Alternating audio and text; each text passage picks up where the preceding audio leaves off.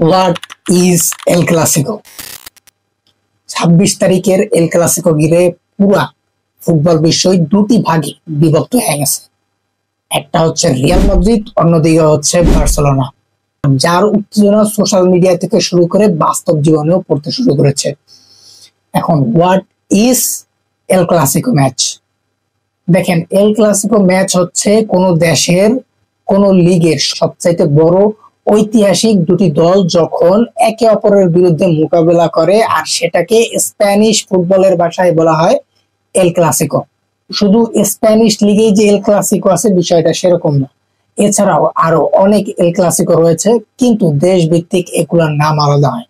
যেমন ইংল্যান্ডে রয়েছে ম্যানচেস্টার ইউনাইটেড ভার্সেস লিভারপুল, আর্জেন্টিনায় রয়েছে বোকা জুনিয়র ভার্সেস রিভার প্লেট, ব্রাজিলে রয়েছে ফ্লুমিনেন্স ভার্সেস ফ্লামিঙ্গো, এবং বাংলাদেশেও তেমন একটি এল ক্লাসিকো রয়েছে যেটা বাংলাদেশি এল ক্লাসিকো নামে পরিচিত, আর সেটা হচ্ছে আবাহনী ভার্সেস মোহামেডান।